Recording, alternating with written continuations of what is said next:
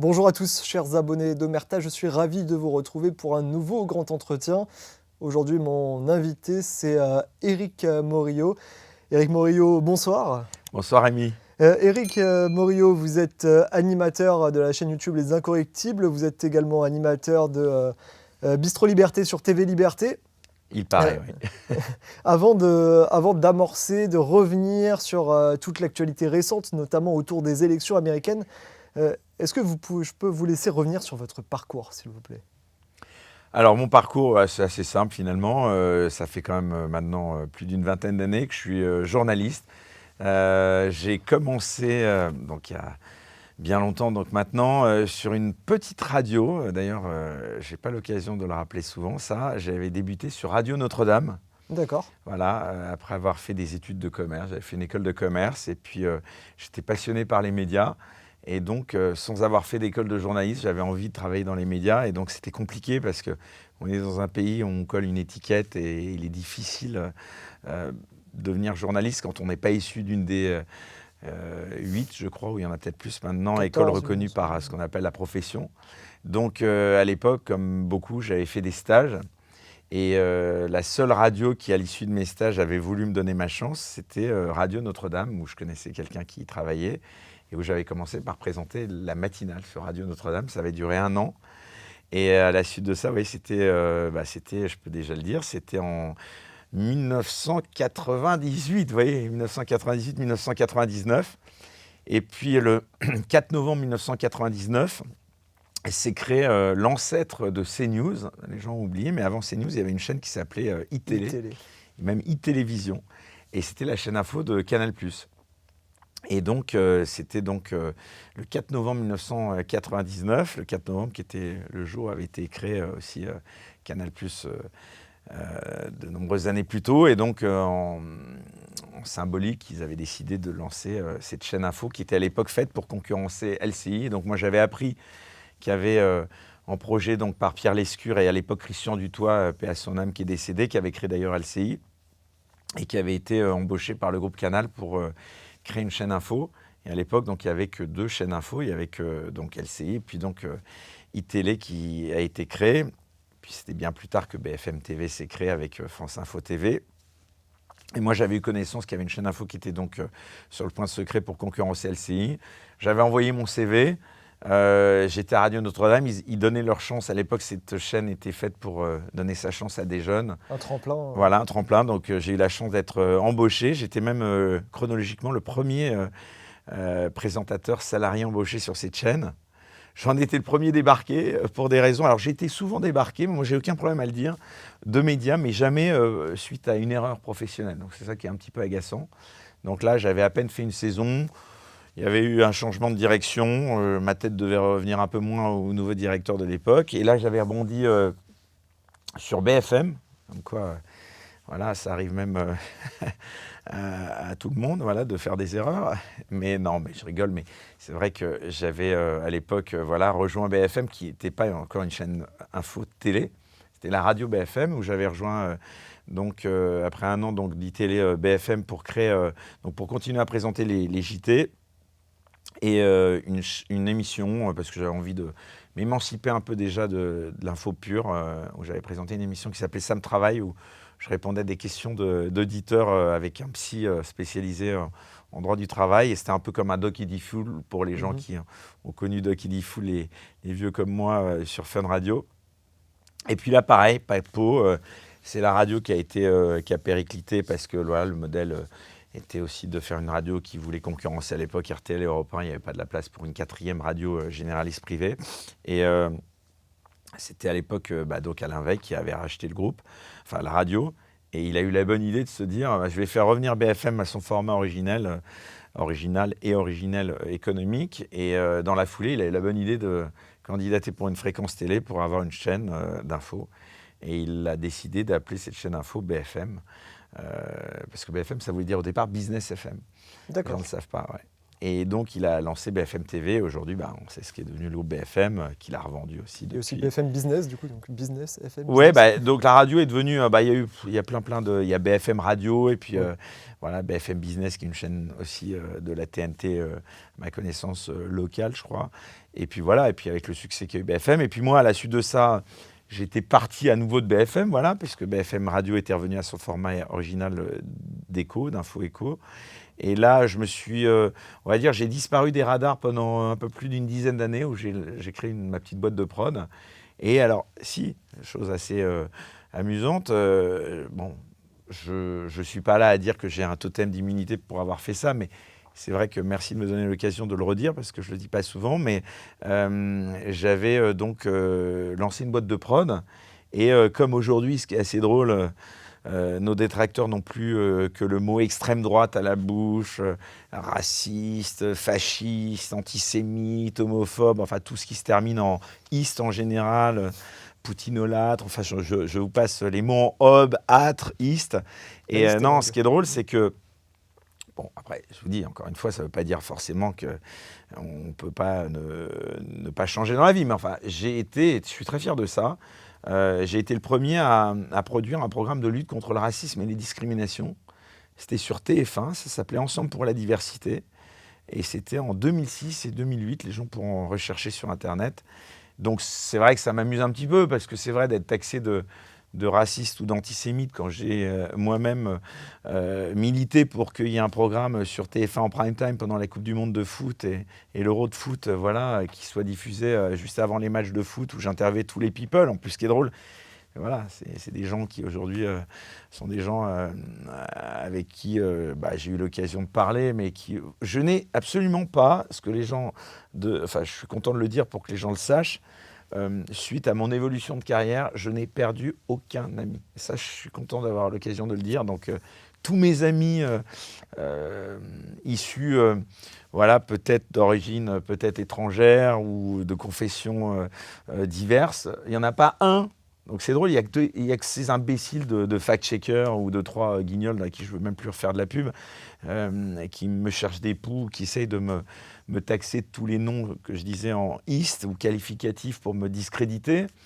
Bah voilà, il n'y a qu'eux qui me traitent comme ça. Et les gens, enfin, encore une fois, je ne veux pas faire mon pote, voilà, je ne veux pas avoir à dire que j'ai des gens, voilà, qui sont, ça me paraît tellement évident d'abord, donc je ne veux même pas tomber dans ce piège de dire mon ami black ou mon ami musulman, c'est ridicule, quoi. Mais je veux dire, tous les gens qui me connaissent, si les gens qui me critiquent et me traitent de raciste connaissaient l'origine de mes meilleurs amis et la sphère dans laquelle j'évolue dans ma vie privée, ils seraient très surpris, je crois. Voilà. Et y compris pour les raisons aussi d'homophobie, enfin tout ça, s'ils savaient, voilà, qu'il y a les gens qui m'entourent, il n'y a pas plus gay-friendly que moi, il y a pas, enfin voilà, donc... En 20 ans de carrière, comment vous analysez, vous percevez l'évolution du journalisme et comment vous percevez le traitement médiatique de l'actualité, enfin le traitement de l'actualité aujourd'hui ? Le traitement de l'actualité, pardon, j'ai fait une digression très longue, pardon, et après juste la prod, je suis revenu donc par le plus grand des hasards dans le journalisme. Là, donc j'ai fait une parenthèse vraiment de plusieurs, vraiment plus d'une dizaine d'années dans le journalisme. Et le hasard a fait qu'un jour, je suis revenu à CNews pour présenter un concept. Donc quand on est producteur, on va voir des diffuseurs pour leur proposer des concepts de diffusion, d'émissions, de formats, comme on dit. Et voilà, et pardon, juste pour terminer là-dessus, et c'était Serge Nedjar, le patron de CNews, qui voilà, m'avait dit à l'époque, écoutez, enfin, je le tutoyais, et je le tutoie encore à ma connaissance, et il m'avait dit, voilà, nous on ne fait pas de prod externe, ça ne m'intéresse pas, mais écoutez, on a peut-être besoin de nouvelles têtes, et c'est comme ça que je suis revenu un peu par accident dans le journalisme pur et dur, en tout cas à l'antenne, en 2017-2018. Et donc voilà, c'est comme ça que j'ai rejoint CNews, à la suite de quoi, là aussi CNews, ça s'est terminé, j'avais expliqué un petit peu, on va dire d'une manière un peu étonnante. Bon, après, c'était pas non plus écrit que je devais y rester, j'étais pas en CDI, j'étais pigiste, et puis je voulais faire autre chose que de la présentation de news. Je travaillais avec, dans la tranche de Sonia Mabrouk, que je salue, avec qui je suis resté en très bon terme, que j'ai reçu d'ailleurs. Qu'on a reçu sur Omerta, et voilà. je me permets un peu d'autopublicité, mais que vous pouvez retrouver sur notre chaîne YouTube. chers Eh abonnés. bien, voilà. Eh bien, non, vraiment, voilà. Donc, j'avais vraiment une belle expérience avec Sonia. Et puis, donc, j'avais envie d'avoir mon émission à moi parce que c'est un petit peu, voilà, ça, c'est important parce que comme vous, d'ailleurs, voilà, c'est toujours important de dire, c'est pas de l'ego. Et encore, on pourrait même avoir un peu d'ego. Hein, c'est pas interdit. Les politiques en ont tellement. Donc, après tout, pourquoi ne pas en avoir? Non, j'avais envie, voilà, peut-être un jour d'être écouté un petit peu pour ce que j'étais, plus que pour ce que je disais. Et donc, c'est vrai, quand on présente des infos, des tranches sur une chaîne info, c'est très dur d'exister et par soi-même. Et donc, moi, j'avais envie d'avoir mon émission pour faire ce que vous faites, ce que je fais sur Les Incorrectibles, pouvoir peut-être avoir une petite touche. J'adorais des émissions comme Ce Soir ou Jamais de Tadei. J'adorais, bon après, j'étais un fan des émissions que les jeunes de moins de 20 ans ne connaissent pas, Mes droits de réponse de Pollack, Ciel Montmardi de Chavannes, Les absents ont toujours tort de Guillaume Durand. J'aimais bien les émissions polémiques et qui donnaient vraiment la possibilité à tout le monde de s'exprimer. Donc voilà, c'est pour ça que... Donc là, j'ai rejoint Sud Radio à l'époque. J'avais proposé d'abord à CNews Les Incorrectibles. J'avais eu le réflexe, j'avais déposé la marque, j'aime bien aussi déposer. Donc j'avais déposé la marque Les Incorrectibles qui était le fondement un petit peu de ma renaissance médiatique sur les médias alternatifs et citoyens, comme on dit maintenant. Et donc voilà, donc j'ai fait ça sur Sud Radio. Et puis là, bon, j'ai été débarqué là, assez violemment de Sud Radio après 3 ans de loyaux et bons services, après des audiences colossales. Là encore, j'avais été embauché grâce à Didier Maistre, que je salue, que j'aime beaucoup. Puis voilà, il y a eu un nouveau directeur, là aussi, j'ai même pas envie de lui faire de la pub, qui a eu la bonne idée quand il a pris la suite de Didier Maistre quelques mois après, au hasard, évidemment, ça n'était évidemment pas lié, de me débarquer. Voilà, il devait peut-être être un peu frileux sur les invités que je recevais. Et donc voilà, et donc là, je me suis retrouvé sur le carreau. Et pour vous répondre, à un moment donné, voilà, je suis redevenu, donc j'étais journaliste, mais je veux dire, je me suis retrouvé sur le carreau et ce que j'ai dit à beaucoup de gens qui, de temps en temps, me saluent en me disant que j'ai un peu de courage. Je leur dis, mais vous savez, c'est très gentil ce que vous dites, mais j'ai pas beaucoup de courage parce que j'ai pas eu d'autre choix que de me lancer sur YouTube parce qu'aucun média mainstream voulait de moi. Après Les Incorrectibles sur Sud Radio, je devais être marqué au fer rouge. Enfin, j'avais eu quelques entretiens sur une chaîne info autre que CNews et puis sur une radio, une grande radio. Et puis ça s'était pas fait parce qu'en plus, bon voilà, j'avais envie d'émancipation. Voilà, j'ai un peu passé l'âge d'être, voilà, de quémander. Puis voilà, donc je me suis dit, je vais faire ce qui me plaît. Je vais le tenter sur YouTube. Et puis le hasard a fait que j'ai rencontré Jason Miller. Si, bah voilà, un scoop. Si, enfin un scoop. Je l'ai déjà dit, mais enfin, ce qui est formidable, c'est que l'actualité récente.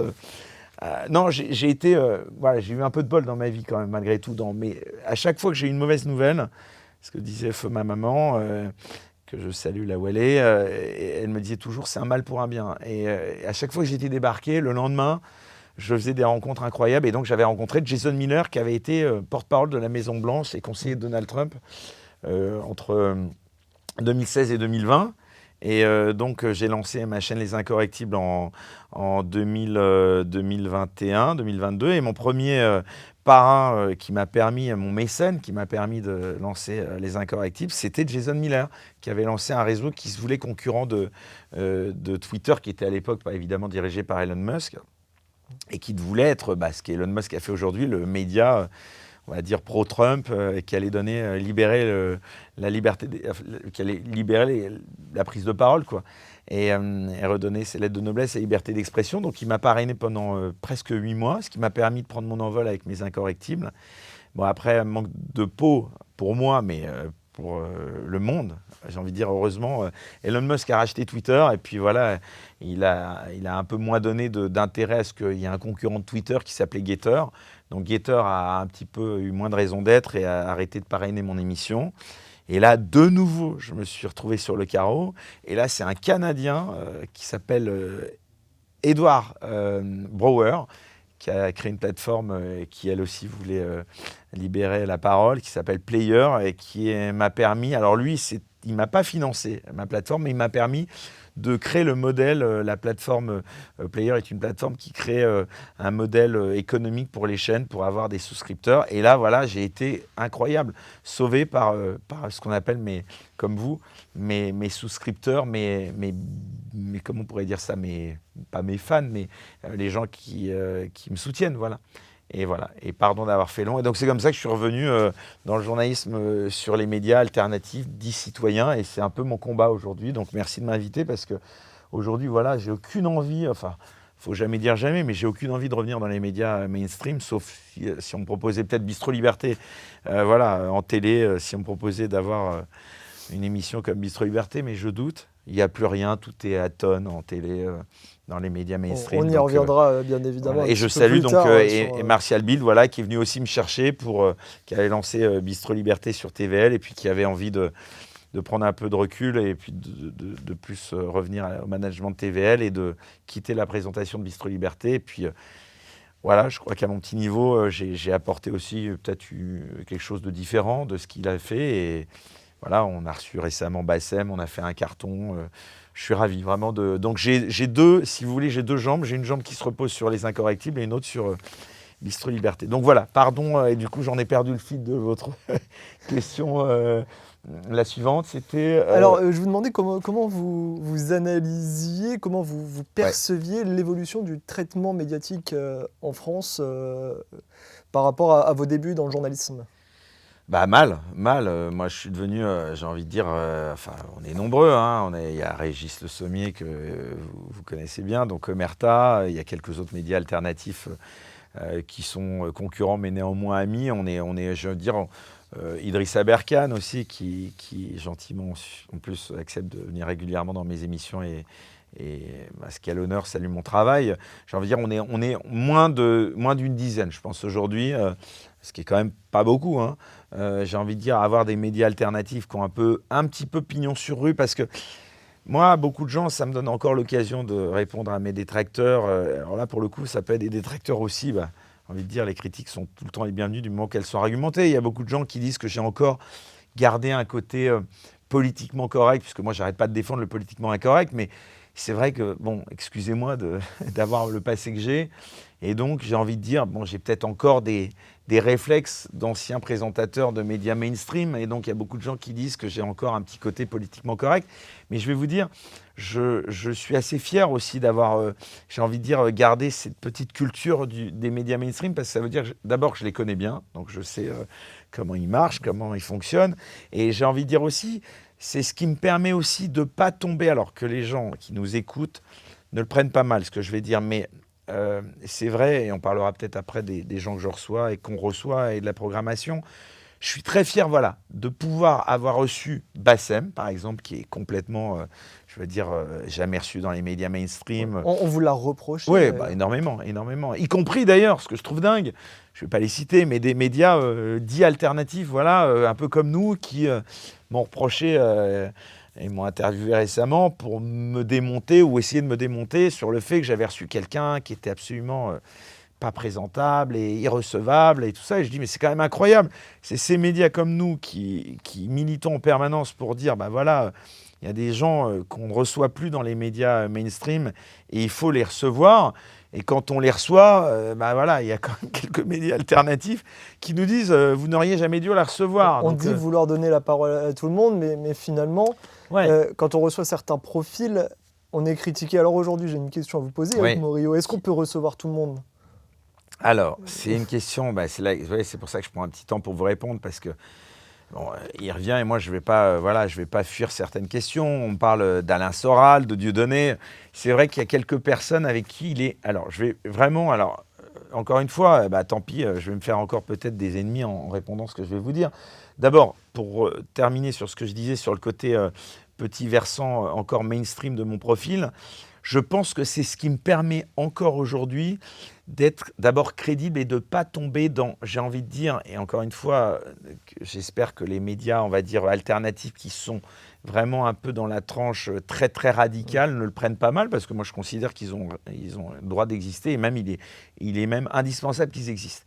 Mais je pense qu'il est indispensable qu'il y ait des médias à plusieurs strates en termes de liberté d'expression, si vous voulez. Et donc moi, pour avoir l'opportunité de pouvoir continuer malgré tout d'inviter, vous voyez, j'ai quand même reçu, comme vous, encore des gens comme Sonia Mabrouk, comme Christine Kelly, comme Guillaume Bigot. Bon, là, vous allez me dire, ils sont tous de CNews, mais enfin, anciennement de CNews pour Guillaume Bigot, mais enfin, en tout cas, pour pouvoir encore continuer de recevoir des gens qui sont sur la tranche, j'ai envie de dire, médias mainstream, mais quand même un peu déjà, un peu border, parce que CNews, on leur a fait le procès. J'ai pas du tout envie de défendre CNews. Enfin, d'abord, je suis pas l'avocat de CNews, et ils n'ont pas besoin de moi pour les défendre. Mais ce que je veux dire, bon, CNews, on est déjà sur le fil un petit peu bancal. En tout cas, on le voit bien, le groupe Canal avec C8 qui a été... Dans le viseur de l'Arcom. Voilà, l'Arcom. Bon, on est déjà sur le fil. Mais bon, moi, je suis encore plus déjà sur le fil. Et puis, il y a d'autres médias que je ne citerai pas forcément, mais qui sont encore plus sur le fil, mais qui, eux, malheureusement, qui se reconnaîtront, parce qu'ils ont su, en effet, Dieudonné ou Soral ou d'autres gens qui sont extrêmement politiquement incorrects, moi, j'aimerais les recevoir. Honnêtement, j'aimerais les recevoir. C'est pour ça que là, je sais que je vais me faire... Oh là là, les fact-checkers vont tomber de leur chaise. Le seul truc, c'est que si... Alors oui, c'est vrai que on est tous victimes peut-être de... Pas de lobby ou de pression, mais je sais que si demain je reçois Dieudonné ou Soral, je vais avoir attention au mot que j'emploie, un groupe d'invités qui vont immédiatement me dire plus jamais on vient dans ton média parce que tu as donné la parole à Dieudonné. Donc, ce que j'attends de dire, c'est que, bon, alors il y en a un, Guillaume Play, qui a reçu Dieudonné, donc on pourrait se dire, tiens, alors... Quelle hypocrisie qui a reçu Dieudonné en invoquant un droit de réponse, parce que je crois que juste avant, c'était, je crois, Elie Semoun avait parlé de lui. Mais enfin bon, ça c'était quelle hypocrisie. Moi, si demain je reçois Dieudonné, je ne le recevrai pas parce que j'invoque un droit de réponse pour répondre à quelqu'un qui, un peu plus tôt dans une de mes émissions, l'a vanné. Non, j'assume, je reçois Dieudonné parce que voilà. Bon, ce que je dis d'abord, Dieudonné aujourd'hui, alors il est, je crois, sous le régime, je crois, d'un bracelet électronique, donc c'est un peu. Mais bon, voilà, Dieudonné, c'est vrai qu'il y a un débat aujourd'hui avec ma petite équipe. Nous, on n'a pas une grosse rédaction, on est 4-5 dans mon équipe. Il y a un débat, il y en a qui veulent à tout prix que je le reçoive, dont je fais un peu partie, et puis d'autres qui me disent non, mais si tu le reçois, limite, pas on travaillera plus pour toi, mais bon, voilà, on va perdre tout le crédit qu'on a gagné depuis maintenant qu'on a créé les Incorrectibles et qu'on a gagné un peu du crédit. Voilà, donc, vous voyez, c'est un peu une réponse de Normand, je le reconnais. Ce que j'attends, voilà, je considère si ma réponse, là pour le coup, je demande aux gens là elle est factuelle ma réponse, c'est que si aujourd'hui je pesais 1 million d'abonnés comme Idrissa Berkane, comme Guillaume Play, si j'étais vraiment très très très lourd, vraiment en termes d'abonnés sur ma chaîne YouTube, là j'aurais aucun problème parce que je sais que voilà, je suis le passage incontournable des invités, voilà, par rapport au nombre d'abonnés que j'ai et aux vues que génère une chaîne YouTube quand elle a 1 million d'abonnés. Guillaume Play aujourd'hui, voilà, après là, je l'ai un peu critiqué sur le fait qu'il est, ce que je trouve pas très couillu, ça a été couillu d'inviter Dieudonné, ce qu'il a été moins, c'est d'invoquer qu'il le recevait uniquement au nom d'un droit de réponse. Non, il était d'abord obligé à rien, donc pas un droit de réponse. Et puis deuxièmement, voilà, autant assumer jusqu'au bout. Donc ça, c'est le premier point.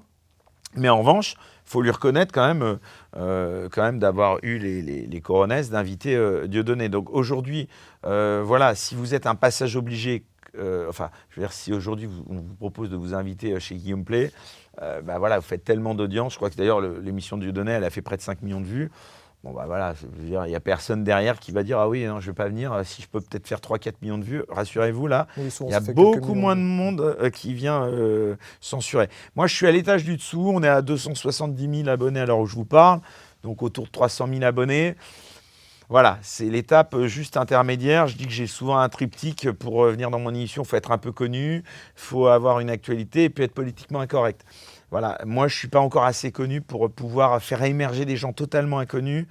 Donc c'est un peu une réponse de Normand, je le reconnais, mais j'espère vous prouver dans quelques temps que tout ça changera. Puisqu'on parle de votre chaîne YouTube, du média, de votre chaîne YouTube, de votre média, il y a quelques mois, vous avez reçu un invité sur votre plateau, Étienne Chouard. Ouais, qui a tenu des propos qui vous ont valu d'être convoqué par la police auditionné, en qualité de témoin. Pardon, auditionné en qualité de témoin par la police judiciaire. Il faut être précis là, parce que moi je dans les propos, touche du bois, je crois que je ne risque rien. Est-ce que aujourd'hui, vous estimez que la liberté d'expression est en danger? Est-ce qu'il est de plus en plus compliqué d'exercer le métier finalement de journaliste en France lorsqu'on n'est pas un média traditionnel et lorsque comme ça on s'expose au travers des propos de nos invités? Ah bah oui, ça moi, alors là, sans aucune hésitation, je vous dis oui à 2000%. J'ai aucun problème à le dire. Je pense que moi, en tout cas, il n'y a pas de doute. Vous, je pense aussi, Omerta, d'autres médias alternatifs. Je pense qu'on est dans le viseur. On est dans le viseur, c'est absolument évident. Après, on est dans le viseur, mais bon, là où on leur pose quelques soucis à ces fact-checkers ou à tous ces gens qui essayent de nous brimer, c'est que malgré tout, on est un peu professionnel, pour pas dire qu'on l'est même, je pense, beaucoup. C'est-à-dire qu'on connaît le droit, on connaît les limites de ce qu'on a le droit de dire ou pas. Ça ne veut pas dire que moi je suis pour une liberté d'expression, je l'ai souvent dit, totale. Quand je dis totale, c'est dans la limite de ce que permet le droit du pays dans lequel je vis. Donc il se trouve que je vis en France. Et pour la liberté d'expression, j'aurais envie de rajouter, malheureusement pas aux États-Unis, mais seulement pour ça. Je suis très fier d'être français. Je pense que je n'ai pas besoin de prouver que je suis assez engagé sur le côté patriote. Donc c'est vrai que je suis très fier d'être français, mais je ne le suis pas pour certains points. Par rapport à la question de la liberté d'expression, on a un carcan juridique, judiciaire qui est extrêmement contraignant. Et aujourd'hui, voilà, pour vous répondre, il est évident que je suis pour une liberté d'expression maximale, mais dans la limite de ce que le droit nous autorise de faire, nous autorise à faire dans le cadre de notre exercice et de notre métier. Donc pour vous répondre, dans le cadre du métier qu'on exerce, qui est le métier de journaliste aujourd'hui, on n'a pas le droit de faire tout ce qu'on veut. Voilà. Et ça, il faut que les gens le comprennent, y compris les gens qui parfois saluent peut-être notre exercice quand on reçoit des gens très très sulfureux, mais qui nous critiquent quand on reçoit après des gens qui le sont moins, ou qu'on a après voilà, peut-être qu'on prend un peu de pincettes pour parler. Donc moi, en effet, j'aimerais qu'on vienne, c'est bien, vous m'en donnez l'occasion, donc merci. Cet épisode d'Étienne Chouard, ça fait maintenant, allez, on est à l'heure où on se parle, en novembre 2024, à l'heure où on enregistre cette émission. Moi, ça a été, donc l'émission avec Étienne Chouard était avant l'été 2024. J'ai commencé à avoir des soucis, j'ai été convoqué, j'ai été appelé par la police judiciaire, donc ce qui n'est quand même pas le truc le plus sympathique quand vous êtes sur votre lieu de vacances, c'était au mois d'août 2024, donc c'était très peu de temps après, pour me dire qu'ils avaient l'intention de me recevoir. Voilà. En plus, ils ne vous disent pas au départ pourquoi, donc bon, même si dans la vie, Vous de manière doutiez générale. à ce moment-là? Voilà, j'ai tout d'un coup un coup de fil. En plus, moi, je ne suis pas du matin, pardon, mais je suis pas un scoop. Donc, j'étais en vacances et là, je me réveille, je ne sais pas, en fin de matinée, et puis je vois 3 appels en absence, un numéro que je ne connais pas. Et là, je vois des messages, j'écoute des messages, et c'était la police judiciaire qui me demandait de les rappeler de manière urgente. C'était vers le 20 août, je m'en souviens encore. Et en plus, je m'en souviens parce que c'était la veille d'un week-end, c'était un vendredi, et j'ai essayé de les rappeler tout le vendredi, et tout le vendredi, je n'ai pas réussi, parce que je m'étais levé tard, puisque je m'étais levé très tard. J'ai dit fin de matinée, c'était plutôt début d'après-midi, et puis je n'avais pas tout de suite écouté mes messages, donc j'ai commencé à les rappeler à 15-16 heures un vendredi, et là, 15-16 heures...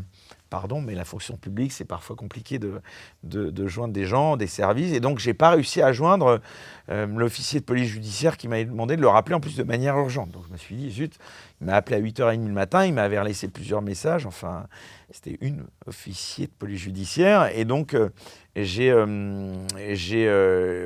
tout le week-end pour un peu me dire, tiens, pourquoi je suis appelé par la police judiciaire de Paris donc du coup, ça m'avait permis, ce qui était bien, d'appeler mon avocat en vacances, lui aussi, et qui m'a dit, écoute, il est fort probable que ce soit suite à une des émissions que tu as faites, et voilà, qui m'a donné quelques conseils que je ne vais pas relater publiquement, mais enfin voilà, qui m'avait dit, rappelle, tu en dis le moins possible, tu essaies, ils n'étaient pas obligés de me dire quoi, et puis finalement, j'ai eu un officier de police judiciaire, donc une qui a été plutôt... on va dire, coopérative dans le sens... Enfin, moi, j'étais coopérative, mais je veux dire, elle a été conciliante dans le fait que je lui ai dit, écoutez, voilà, madame, je suis sur mon lieu de vacances, voilà. Et là, on m'a dit, non, mais voilà, on va vous recevoir de manière urgente, mais voilà, vous rentrez quand Je lui ai dit, écoutez, j'ai prévu de rentrer le 1er septembre, donc dès le 2, j'ai été convoqué. Donc là, j'étais auditionné en qualité de témoin. Et donc là, on m'a en effet dit que c'était suite à... Donc là, au téléphone, donc 2 semaines avant, on m'avait dit que c'était par rapport à une émission que j'avais réalisée, donc comme un entretien comme celui qu'on a aujourd'hui avec Étienne Chouard. Et que, bon là, on ne m'avait pas donné le détail. Mais on m'a demandé d'envoyer l'émission. Vous savez que maintenant, on est tous sur des disques durs. Enfin, c'est des émissions numériques. Donc j'ai eu, d'ici mon audition, j'avais envoyé, je m'étais organisé pour récupérer le fichier de l'audition, de l'entretien que j'avais eu avec Étienne Chouard. Et là, dans ce cas-là, il ne faut pas jouer au con. Il faut tout envoyer. Donc j'avais envoyé. J'avais coupé en plus, puisque j'ai eu mon émission avait quand même eu quelques shitstorms, donc j'avais laissé mon émission intégralement pendant 12 heures, et puis il y avait un passage en effet qui était sensible. Donc là, la police m'a demandé le passage sensible, j'avais coupé, donc j'ai tout envoyé. Et puis là, voilà, j'ai été auditionné, ça a duré quand même près de 2 heures, voilà, et puis j'ai commencé d'entrée de jeu à dire, donc pour répondre maintenant à votre question très précisément, j'ai commencé à dire à l'officier de police judiciaire que ça va devenir compliqué de continuer à exercer notre métier si à chaque fois qu'on interviewe des gens sur des sujets sensibles comme le Proche-Orient qui sont encore tristement d'actualité, si on risque à chaque fois d'avoir une audition en qualité même de témoin, mais en tout cas c'est jamais agréable d'aller à la direction de la police judiciaire à Paris, de devoir répondre, c'est quand même très très formel.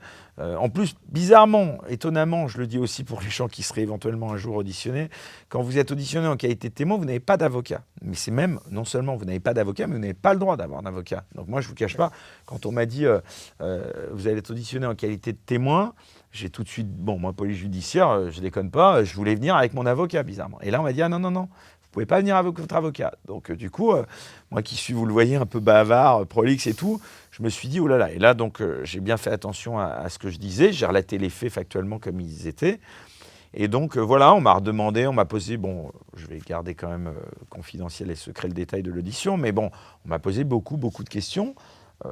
Ce qui était, je pense qu'il y a ce qu'on appelle dans le cadre d'une enquête préliminaire, c'était en effet, je ne peux pas en vouloir à l'officier de police judiciaire, il ou elle ne faisait que son boulot. Il y a le procureur qui a été saisi de plaintes, on a identifié d'où venaient les plaintes, il y en a eu plusieurs, il y en avait à ma connaissance un minimum de 4. Voilà, pareil, je ne veux pas dire officiellement, mais je crois que voilà, c'est un secret de polichinelle. Voilà, il y avait plusieurs associations et voilà qui ont donc qui ont saisi le procureur de la République, qui a réagi très vite parce qu'en plus c'était au titre d'apologie du terrorisme. L'objet était quand même parce que la diffamation, les gens, faut le savoir, ça aussi dans le cadre d'un exercice de notre métier. Si aujourd'hui on interviewe quelqu'un qui peut éventuellement se rendre, tout ça est au conditionnel parce qu'après il y a des procédures judiciaires qui font que rien ne garantit qu'un juge donne droit aux gens qui ont fait ces plaintes dans leur demande. Donc, si vous voulez, quand il s'agit de diffamation, ce qu'on appelle la prescription, elle est à ma connaissance, sauf à me tromper, de 3 mois. Donc, dès que vous avez passé 3 mois, en général, on peut se reposer. Sauf que là, dans le cadre de l'objet, si on est attaqué pour potentiellement, dans le cadre d'une enquête pour l'apologie du terrorisme, les faits là ne sont pas du tout prescrits au bout de 3 mois, mais c'est 6 ans la prescription dans le cadre de cette qualification. Donc là, ça veut dire que pendant 6 ans potentiellement, en l'occurrence Étienne Chouard, moi je suis auditionné en cas de témoin, mais en tout cas cette affaire pourrait être d'actualité pendant 6 ans. Donc là, le premier truc que m'ont dit mon avocat et un autre conseil que j'avais eu, c'était de ne pas déconner, parce que là... Voilà, on avait Vous étiez surveillé, regardé, en tout cas. Voilà. Donc moi, j'étais auditionné en qualité de témoin. Alors, à l'heure où je vous réponds, j'ai pas de nouvelles de ce qui s'est passé. Si, le seul truc que je peux vous dire, c'est que on est donc en novembre 2024. Je sais qu'Étienne Chouard a été auditionné. J'ai été le premier auditionné, d'ailleurs, je me souviens. J'étais le premier sur la liste, comme on dit. Moi, j'ai été auditionné. Étienne Chouard l'a été, je crois, à ma connaissance... la semaine suivant mon audition, ou dans les 2 semaines qui ont suivi mon audition. À ma connaissance, je crois que je ne trahis aucun secret en le disant, puisque je lui avais parlé à cette époque, lui, il n'avait pas été auditionné en qualité seulement de témoin. Donc lui, il avait été auditionné avec un avocat, donc ce qui est plutôt pas bon signe parce que, enfin, pas bon signe. Ça ne veut pas du tout dire qu'on va être condamné, mais en tout cas, ça veut dire que là, ça devient sérieux et que là, pour le coup, lui avait, donc lui, c'était pas sous le régime de témoin, donc je laisserai aux gens comprendre ce qu'ils veulent. Donc lui, il a été auditionné dans un cadre beaucoup plus sévère et formel. Et à ma connaissance, à l'heure où je vous parle, je n'ai pas eu de nouvelles, moi, depuis mon audition. J'en ai pas eu d'Étienne depuis, donc peut-être ça fait quelques mois. La seule chose que je peux dire, et là je tiens à le dire, bon moi je ne suis pas l'avocat d'Étienne Chouard, puisque j'avais dit d'ailleurs à l'officier de police judiciaire, moi j'ai demandé conseil à mes avocats. Moi je suis à la fois journaliste mais aussi citoyen. Donc je veux dire, bon, en qualité de citoyen, je peux avoir une opinion et elle me regarde. Mais en qualité de journaliste, voilà, j'ai des questions que je pose et qui ne sont pas, au moment où j'ai interviewé Étienne Chouard, les gens peuvent voir l'émission, enfin pas le passage qu'on a enlevé, mais voilà, il y avait eu un moment où on avait parlé du 7 octobre et il m'avait répondu quelque chose qui m'avait, journalistiquement parlant, interpellé, suite à quoi je lui ai évidemment rebondi et c'est à la suite de cette question que je lui ai posée que la réponse qu'il a donnée a suscité le tollé qu'elle a suscité. Sauf que lorsque j'ai été auditionné, et ce que je dis aujourd'hui, il serait très étonnant qu'Étienne Chouard soit inquiété aujourd'hui par la police, ou s'il l'était, je n'ai pas à lui apporter mon soutien. Encore une fois, je vous dis, les propos qu'il avait tenus m'ont choqué.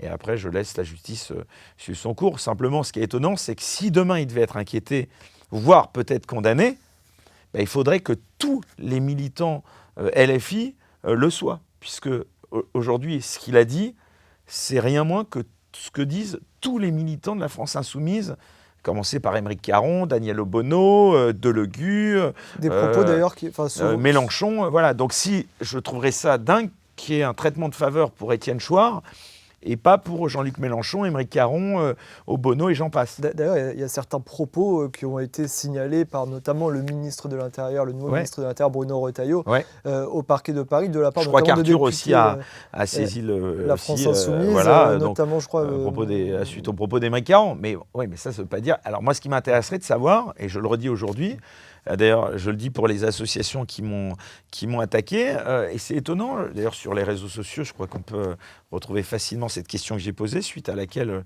je n'ai eu aucune réponse, étonnamment, de certaines associations, notamment la DILCRA, que j'ai interpellée aussi.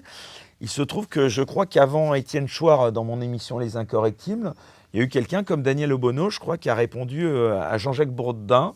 Alors, je ne vais pas relayer les propos, puisque ça pourrait me rendre coupable potentiellement, sur le Hamas. Voilà, il y a Jean-Jacques Bourdin qui avait posé une question, qui avait demandé à Daniel Obono si elle considérait que le Hamas était un mouvement de résistance. J'encourage les gens à regarder, y compris les associations, à regarder, puisque ça, c'est toujours en ligne. Voilà. Des propos d'ailleurs qui avaient fait polémique.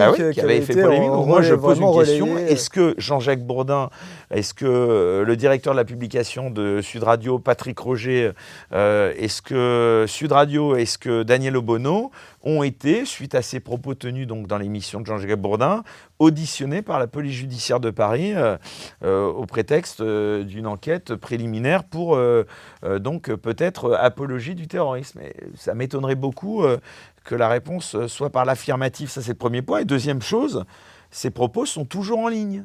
D'ailleurs, je crois même que Jean-Jacques Bourdin, sur les réseaux sociaux et Sud Radio, s'était vanté de dire que cette émission, enfin cet extrait d'émission était toujours, à ma connaissance, au moment où j'ai été auditionné par les flics. D'ailleurs, je crois que j'avais, enfin c'est même pas je crois, je peux le dire publiquement, j'étais arrivé avec cet extrait d'émission qui était toujours en ligne et je crois qu'il a fait, toujours à l'heure où on parle, je crois qu'on est à 13 millions de vues sur Twitter et Jean-Jacques Bourdin était fier de dire que c'était là que ça se passait sur Sud Radio avec cet extrait et Sud Radio aussi, voilà, et toujours en ligne. Donc pourquoi, ce qui est étonnant, pourquoi Daniel Obono et Sud Radio ont le droit d'avoir de ne pas être convoqués par la police judiciaire et de ne pas être inquiétés et d'avoir en plus leur émission toujours en ligne à l'heure où on parle. Donc là, il n'y a pas de notion de direct ou d'enregistré puisque l'émission est toujours en ligne. Et pourquoi, quand il s'agit d'Étienne Chouard, d'Éric Morillo et des Incorrectibles, là, on a non seulement audition de police et l'émission, j'ai été contraint d'aller plus en ligne, quoi. Comment expliquez-vous ce deux poids, deux là, mesures ? j'aimerais qu'on pose cette question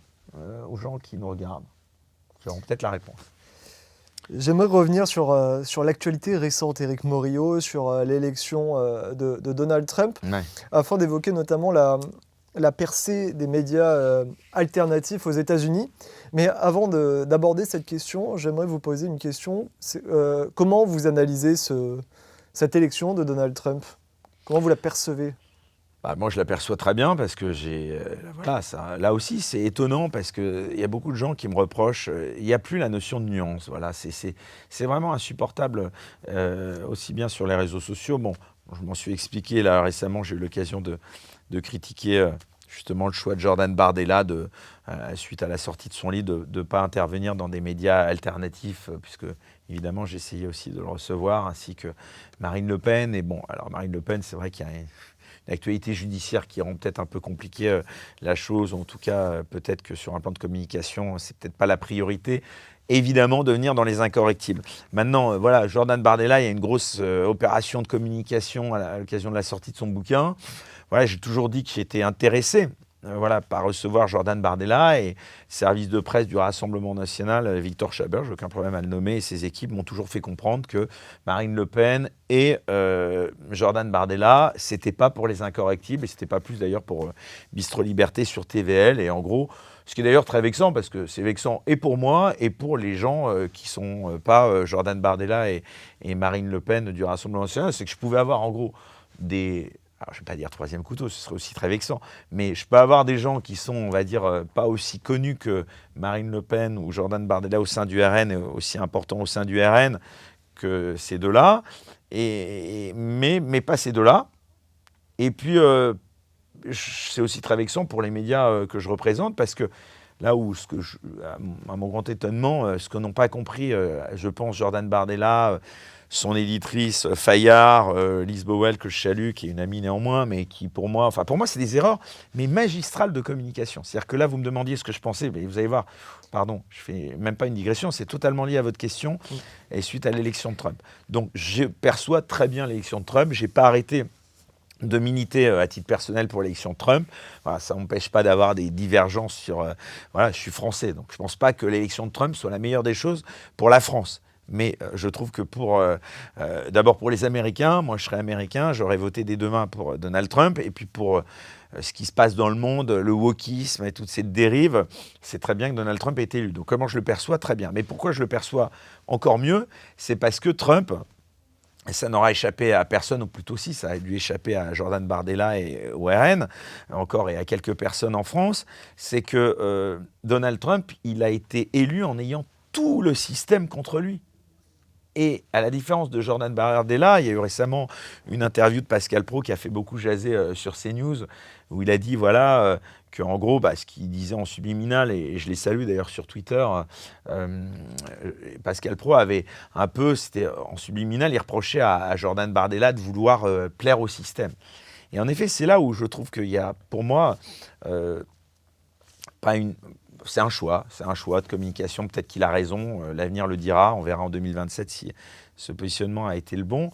Peut-être qu'il faut plaire au système pour, en effet, conquérir les 50% plus une voix qui font qu'on devient majoritaire.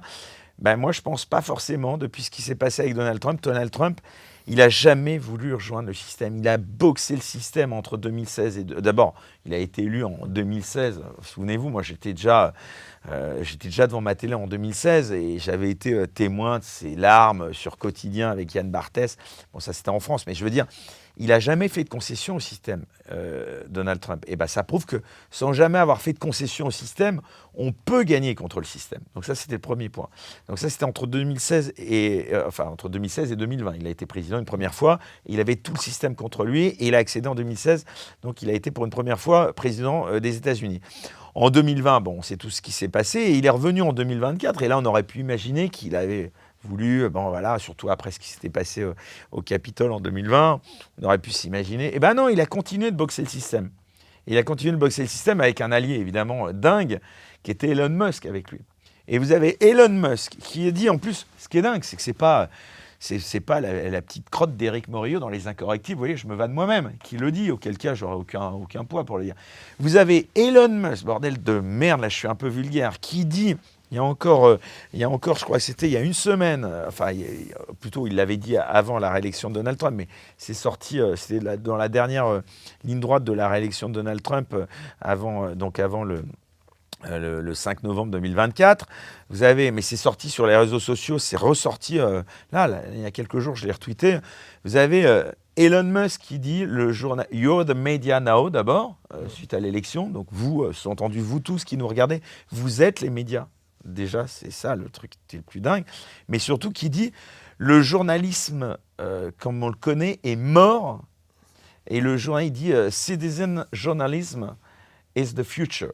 C'est-à-dire le journaliste citoyen est le futur. Donc le type, il nous donne, il donne à Bardella, il donne au monde les clés, quoi. Il dit voilà, aujourd'hui, c'est vous, c'est moi, c'est vous tous qui nous regardez, Si on prend vous d'ailleurs, avez le pouvoir. je vous coupe, mais Ouais. si on prend d'ailleurs l'interview de Donald Trump chez Joe Rogan, elle a fait 49,5 Mais millions dingue. de vues. Alors on peut dire du coup que... Alors il y a des gens, pardon, qui disent ouais, mais attends, genre tu pètes plus haut que tes fesses, tu n'es pas Joe Rogan. Bah oui, en effet, je suis pas Joe Rogan, ça n'aura échappé à personne. Sauf que la France n'est pas les États-Unis non plus, donc tout est une question de proportion. Vous voyez, donc évidemment, je ne suis pas Joe Rogan, mais quand je reçois Bassem, en cumulé, Bassem que j'ai reçu sur TVL dans Bistro Liberté, en cumulé, on en est à 7-8 millions de gens qui ont regardé à un moment donné un passage de cette émission. Donc aujourd'hui, ce que ça veut dire, c'est que si demain je reçois Jordan Bardella ou Marine Le Pen sur Bistro Liberté, si demain il y a des extraits très forts avec la force des réseaux sociaux, on peut challenger, on peut non seulement challenger, mais on peut faire beaucoup mieux qu'à l'époque. Parce que voilà, il disait de manière, il fanfaronnait un peu, Jordan Bardella face à Pascal Praud, il disait oui, vous me reprochez d'avoir été chez Eléa Salamé, une émission qui fait 1 million. Mais 1 million, c'est ridicule, Jordan Bardella en télé, 1 million de téléspectateurs. On est 67 millions, je n'ai pas le dernier recensement. 1 million, 67 millions, ça fait moins d'1% de gens qui ont regardé ton émission, Jordan Bardella. Enfin, je le tutoie, je ne connais pas du tout, mais vous voyez. Donc non, 1 million, c'est ridicule. Donc on challenge aujourd'hui ces émissions en termes d'audience cumulée. Alors évidemment, c'est pas... Moi, enfin voilà, il n'y a pas besoin d'épiloguer Justement, plus. vous dites que la France n'est pas les États-Unis. Généralement, les Français ont tendance un petit peu à regarder peut-être parfois ce qui se passe de l'autre côté de l'Atlantique. Est-ce que du coup, cette victoire des médias alternatifs face aux médias traditionnels peut signer la révolte et une nouvelle vague en France, un bouleversement de la hiérarchie des médias en France? Ah bah ouais, je pense. Et puis moi, je vais essayer d'y participer à mon petit niveau avec vous, Omerta, Régis Le Sommier, que je salue une nouvelle fois, d'autres médias alternatifs, TVL, Martial Bild. Nous, à notre petit niveau, je crois que je trahis aucun secret pour dire que, voilà, un petit scoop que je donne aussi, que TVL... réfléchit à candidater à une fréquence TNT s'il y a un nouvel appel à candidature. Aujourd'hui, on est en train de préparer la guerre à ce niveau-là. Ça, les gens ils ne voient peut-être pas venir. C'est pour ça que je prendrais un petit peu plus de précautions quand on nous méprise. C'est pour ça que, même moi, à mon petit niveau, vous voyez, quand je vous disais, quand je dis, c'est pas une menace du tout, je suis rien du tout, mais quand je dis au système, et là, je parlais de Jordan Bardella. Là, c'était version Jordan Bardella système que je combattais. Parce qu'évidemment qu'en plus, si les gens voient un petit peu les prises de parole que j'ai, je suis plutôt à militer pour qu'un jour le RN accède au pouvoir. Je trouverais ça normal. Donc, vous voyez, ce qui est incroyable, et je me fais allumer là-dessus, parce que voilà, les gens n'ont pas ce que je disais, la nuance, ça n'existe plus. C'est pas parce que je dis qu'aujourd'hui, il serait normal, je trouve ça scandaleux, ce front républicain, c'est un peu l'équivalent de ce qui s'est passé avec Donald Trump aux États-Unis, il a vaincu contre tout le monde. Bon, ce front républicain, ça a marché encore en 2022, c'est fini. Ça ne marchera plus en 2027. Moi, je vous garantis, et je le souhaite, que Marine Le Pen ou Jordan Bardella, si Marine Le Pen n'est pas empêchée, s'il n'y a pas d'impeachment comme avec... c'est vraiment le parallèle, on peut le faire avec Donald Trump, avec toutes ces procédures judiciaires. Si, à l'issue, le moment où on diffusera cette émission, je pense que la décision n'aura pas été rendue, mais il y aura eu les réquisitions. Marine Le Pen joue très gros sur un plan judiciaire, donc si elle n'est pas empêchée d'être candidate en 2027, je pense qu'elle sera, même s'il y a évidemment la menace Mélenchon qui est importante, mais je pense que Marine Le Pen a toutes ses chances en 2027, et si elle est empêchée, ce sera Bardella, et je le soutiendrai, parce que sur un plan programmatique et politique, à titre personnel, pas journaliste. Hein, Vous parliez ça de n'empêche pas. Jordan Bardella dans l'émission de Léa Salamé. Ouais. Est-ce que le Rassemblement n'est-il pas tombé dans finalement Bah, le politiquement bah, correct et ben voilà, et et est-ce bah, que c'est ce que je vous dis. finalement... Donc c'est pour ça que la nuance, moi j'aurais aucun problème à continuer. Je le critiquerai, donc je continuerai de critiquer. C'est pas parce qu'on est, on va dire dans une famille de pensée plutôt enclin à dire je suis plutôt plus proche à titre personnel, hein, pas encore une fois journalistiquement, mais et en plus ça n'empêcherait pas. Il y a des gens aussi qui me disent quand tu es journaliste, tu es censé être indépendant.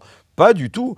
Allez demander aux journalistes de l'IB s'ils sont indépendants. Le journaliste, ça n'a jamais empêché d'être engagé, même journalistiquement. Ce qui dépend, là où il ne faut pas être engagé, ça dépend de l'exercice dans lequel. Si on est présentateur d'un JT, on doit être totalement neutre, ce que n'est pas Anne-Sophie Lapix ou d'autres présentateurs. Et ça, ils ne le sont pas, mais ils devraient l'être. Mais quand vous interviewez quelqu'un dans le cadre de médias comme les nôtres, qui sont des médias un petit peu engagés, en tout cas déjà pour la liberté d'expression. Je veux dire, on peut avoir une position qui est un peu hostile à certaines personnes. Ça, au contraire, ça crée le débat et je trouve ça bien. Non, ce que je veux dire, c'est qu'aujourd'hui, les gens non plus, ils me trouveront le concept de nuance. Donc, pareil, sur le Proche-Orient, voilà, moi, on ne va pas me reprocher à moi, j'ai beaucoup de gens qui me critiquent, justement. Bon, on peut tout à fait aujourd'hui soutenir, en tout cas, s'indigner de ce qui se passe à Gaza, tout en s'indignant aussi qu'Aymeric Caron ne tweete que sur ce qui se passe sur le Proche-Orient. À ma connaissance, Aymeric Caron, il n'est pas député de Gaza, hein. Il est député français de la 18e circonscription de Paris. Voilà, et d'abord, il habite à Versailles aussi, au passage. Mais ça, c'est un détail. Mais vous regardez, il ne tweete que sur le Proche-Orient. Donc à un moment, je me suis un peu demandé, est-ce qu'à un moment donné, les préoccupations des Français ne sont que le Proche-Orient? Non, je pense qu'avant de s'inquiéter, ça ne veut pas du tout dire qu'on ne s'indigne pas de ce qui se passe à Gaza. Est-ce que peut-être que le Français moyen, peut-être qu'il s'inquiète un peu de son pouvoir d'achat, peut-être qu'il y a un problème avec l'agriculture en France, peut-être qu'il y a un problème avec le chômage en France, l'économie, les impôts. Et bien là, non, on ne l'entend pas du tout, Aymeric Caron. Ou alors on l'entend à 2%, je ne sais pas, il y a eu des statistiques qui sont sorties. Enfin voilà, donc si vous voulez... Donc moi, pour revenir à ce que je disais, nous, sur le politiquement correct, en tout cas dans les médias, il est évident que nous, on prépare la riposte. Je vous dis, je ne travaille pas de secret en le disant, puisque je crois qu'il l'a dit avec certaines personnes qui dirigent des médias mainstream, avec certains... alors je fais attention à ce que je dis, certaines forces financières. Voilà, c'est bien, ça commence à un peu s'inverser. Peut-être qu'il y a des gens qui sont en train d'essayer de voir avec des... Alors, on dit toujours les milliardaires, voilà, on parle que de Bolloré, mais il n'y a pas que Bolloré d'abord. Et puis, voilà, nous, en tout cas, avec TVL, on est en train de voir si, avec Martial Bild, enfin, je le soutiendrai, si on ne peut pas peut-être un jour réfléchir à une candidature pour une fréquence TNT et voir si on ne peut pas réunir des forces pour un jour être capable. Le média a bien été auditionné pour une fréquence TNT, voilà, je pense qu'on pourrait l'être. Après, ce qu'il faut, c'est évidemment réunir des fonds. Quand on voit qu'il y a eu le scandale numéro 23 avec une chaîne qui a été revendue, d'ailleurs, quel scandale ça aussi, hein, le scandale de C8, mais avant on oublie le scandale, d'ailleurs, je rends hommage à Didier Maestro, il y avait un type qui s'appelait Pascal Houzeau, qui avait candidaté avec une fréquence, qui a obtenu numéro 23. Je connaissais bien ce dossier et qui a été revendu pour près de 80 millions d'euros au groupe Altis et qui avait réussi qui était juste une chaîne qui était un robinet à images où il y avait quasiment rien en termes d'investissement. Je le sais parce que j'avais produit une émission sur cette chaîne et dès qu'elle a été vendue, une émission qui s'appelait Rocking Chair, et dès qu'il y a eu... en gros, il fallait rhabiller sans doute la mariée au moment de la vendre, et dès qu'elle a été vendue à Alain Veil, d'ailleurs je salue Alain Veil qui avait promis à l'époque, il n'est plus à Altis, mais il avait promis que cette émission qui était une émission qui mettait en avant le vivre ensemble et de lutte contre les discriminations, là aussi, voilà. Amusant, voilà, on luttait contre le racisme et l'antisémitisme, était présentée par un animateur en fauteuil handicapé. Elle a été zappée immédiatement après. Donc c'est assez marrant ce double. L'Arcom, en général, elle est beaucoup moins regardante quand il s'agit en général d'émissions comme ça. Et quand il s'agit de l'Arcom avec Hanouna, pareil, je ne veux pas spécialement défendre Hanouna, mais c'est quand même scandaleux que 9 sages, qui n'ont de sages que le nom, aient décidé, là je crois qu'il y a une pétition, Hanouna fait près de 2,5 millions de téléspectateurs chaque soir, il y a plus de 500 000, je crois, personnes qui ont signé cette pétition, et non, il y a 9 personnes qui ont décidé que C8 devait être zappé. Bon, voilà, c'est scandaleux, mais bon. C8, également Énergie 12, mais pour aussi en revenir du coup surtout à Et puis les gens qui ont repris derrière, hein, Denis Oliven, le groupe Daniel Kretinsky s'est mis pour faire cette chaîne Real TV. Il y a Ouest France qui a une fréquence, ils sont même pas prêts, ils ont même pas de studio. Enfin bon, voilà, c'est édifiant. Vous avez répondu à la question suivante, du coup je vais passer à la suivante par rapport à, je reviens à votre chaîne YouTube, toujours Les Incorrectibles, vous avez 270 000 abonnés, vous l'avez souligné tout à l'heure. Est-ce que vous avez vu un nouveau public arriver? Est-ce que vous recevez des messages de temps en temps en disant moi avant mes sources d'information c'était le journal télévisé de telle chaîne ou de telle chaîne, aujourd'hui j'ai découvert votre chaîne, c'est super ce que vous faites. Enfin, est-ce qu'il y a un nouveau public justement qui arrive sur cette chaîne YouTube? Déjà, ce que je dis, excusez-moi d'être un peu obsessionnel, mais ce qu'il faudrait faire porter, en tout cas faire dire à Jordan Bardella, et je ne pense pas être le seul, moi je ne regarde plus du tout la télé. Je passe 3 heures par jour sur les réseaux sociaux, essentiellement sur X, il ne faut plus dire Twitter, mais je ne regarde plus du tout la télévision. Et tous les gens qui regardent Les Incorrectibles, et je pense que ça doit être le même cas pour Omerta, les gens qui regardent nos médias sont des gens qui ne regardent plus la télévision et les médias mainstream. Donc, bon, il y aura encore évidemment ce qu'on appelle il y a encore des générations qui sont, on va dire, un petit peu plus âgées, qui n'ont pas encore peut-être accès autant que nous aux réseaux sociaux, mais en tout cas, à 5, allez, maximum 10 ans, je veux dire, je pense que tous les médias mainstream sont devenus, eux, des médias alternatifs, parce qu'il y a toujours ce clin d'œil entre... C'est pour ça que ça m'énerve, parce qu'on n'a toujours pas trouvé le nom exact pour qualifier les médias dans lesquels on travaille, enfin les médias qu'on représente. Bon, les gens disent médias citoyens, médias alternatifs. Moi, je trouve que c'est un peu péjoratif, les médias de demain, j'ai envie de dire, mais c'est déjà les médias d'aujourd'hui. Voilà, on est aujourd'hui, comme disait Elon Musk, on le voit bien avec X. Aujourd'hui, vous êtes les médias d'aujourd'hui. You're the media now. Donc aujourd'hui, vous avez tout à fait raison de le dire. Non, mais bien sûr, il y en a plein qui me disent, qui ne regardent que mon émission et qui d'ailleurs m'engueulent quand je reçois, justement, c'est pas péjoratif de dire ça pour, j'espère qu'ils m'en voudront pas, mais quand j'ai reçu, après avoir reçu Sonia Mabrouk et Christine Kelly, j'ai eu énormément de critiques de mon public, de mes abonnés, qui m'ont dit, voilà, on est abonné à votre chaîne, c'est pas pour revoir les mêmes que ceux qu'on voit sur les médias, y compris CNews. Vous voyez, donc c'est assez drôle, et j'ai entendu cette critique. Parce qu'en effet, j'adore Sonia Mabrouk et j'adore Christine Kelly, mais je veux dire, voilà, c'est pas les émissions qu'on fait le plus. Quoique si, Christine Kelly a fait un record. On a mis un extrait sur Instagram qui a fait plus de 2 millions. On en est à près de 2,5 millions de vues sur un extrait. Mais enfin, c'est un extrait où elle disait CNews, je sais pas quoi, elle disait un truc sympa pour CNews. Donc je pense que ça a été retweeté par toute la CNews sphère, on va dire. Donc, mais non, il n'y a aucun problème à dire. En effet, j'ai beaucoup de critiques très souvent. Mais c'est ce qui est sympa. Moi, je suis content du moment que c'est fait dans le respect aussi. Parce que moi, les gens... qui me chient à la gueule en m'insultant un coup sur deux. Alors un coup c'est les pro-Palestine, un coup c'est les pro-Israël. Ça prouve que je fais pas trop mal mon boulot. Voilà. Donc, et ce que je leur dis à chaque fois, je leur dis, c'est marrant, regardez l'émission de la semaine suivante, enfin la semaine d'avant, ou plutôt regardez la semaine d'après. Voilà. Et s'ils regardent, ils verront que j'ai en général reçu beaucoup de gens qui étaient à la fois pro-Palestine de manière très, je veux dire, quand les gens m'accusent d'être sioniste, pro-Israël, je vous passe tous les qualificatifs, alors que j'ai reçu Pierre Jovanovic, Saïm Laibi, Étienne Chouard, et j'en passe. Bon, et ça veut dire que si je suis ce qu'ils disent que je suis, ça veut dire que j'ai un spectre, en tout cas, journalistique assez large, et que c'est plutôt à mettre à mon crédit. Et à l'inverse, ceux qui disent... Parce que j'ai eu ça après l'interview d'Étienne Chouard, que je suis un vendu à la solde des pro-Palestine. Je leur dis, voilà, j'ai reçu Franck Tapiro, et d'ailleurs j'ai été aussi beaucoup critiqué pour ça. J'ai reçu, je ne vais pas les citer tous parce que c'est limite discriminant, mais voilà, quand je reçois, je sais pas, Sarah Knafo, Bruno Attal, Éric Zemmour, j'ai pas connaissance qu'ils soient très anti-Israël, vous voyez. Donc tout ça est vraiment marrant, quoi. Il n'y a plus de nuances, quoi. Les gens non plus, du tout.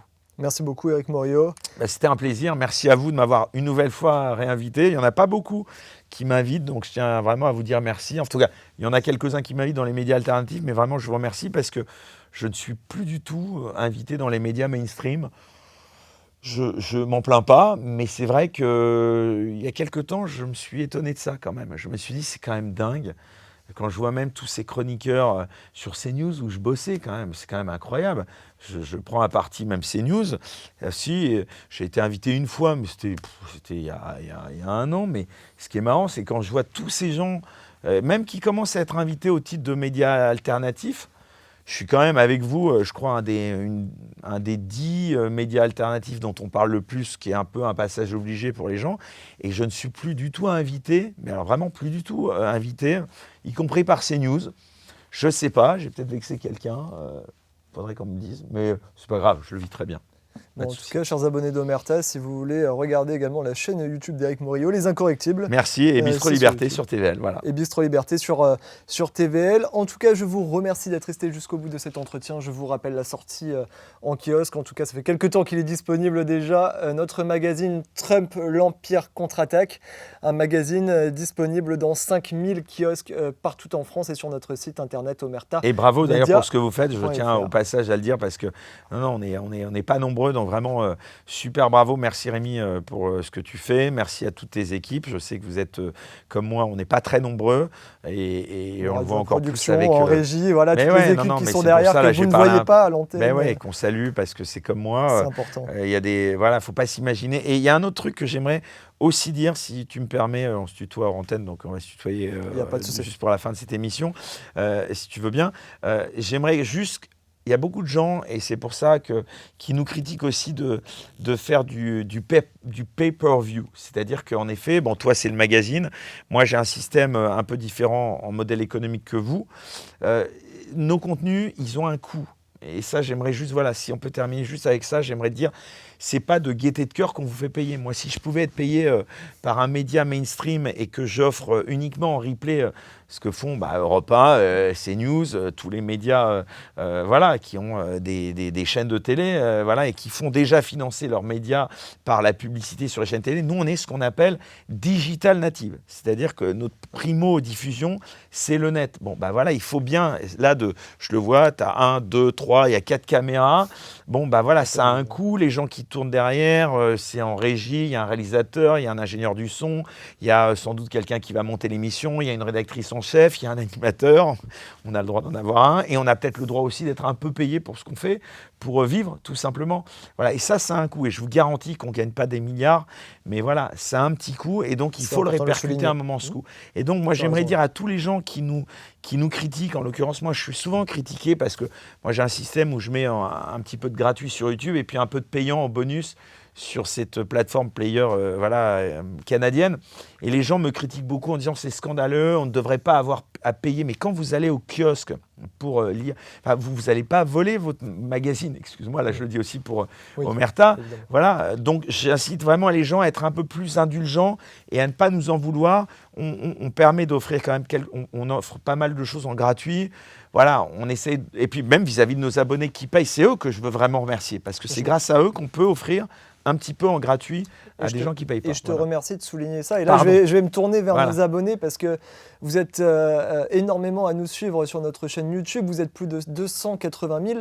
Énorme. Vous pouvez également je remonte.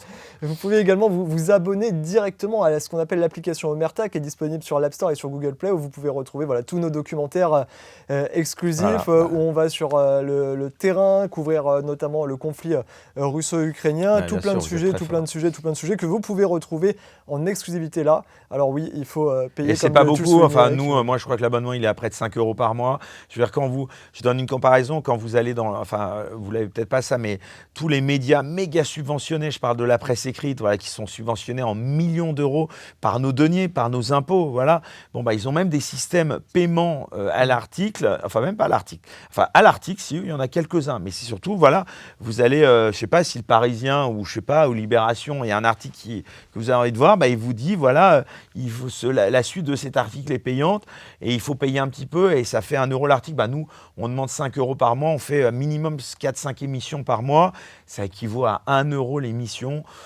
Bon, je reconnais qu'il y a des gens pour qui 1 €, attendez, je ne suis pas en train de dire que ce n'est pas une somme, il y a des gens qui sont à 1 € près, Mais bon, c'est pas indécent et c'est pas avec ça, je vous garantis, c'est pas avec ça qu'on s'achète des Rolls-Royce. Voilà. C'est ce qui va contribuer à conclure mon entretien, Voilà. mais ça permet aussi C'est une bonne conclusion de pour nous contribuer deux, à Voilà. l'essor des médias alternatifs qu'on a évoqué grandement pendant cet entretien. Merci beaucoup, Merci Éric Morillo. Rémi et merci à Omerta.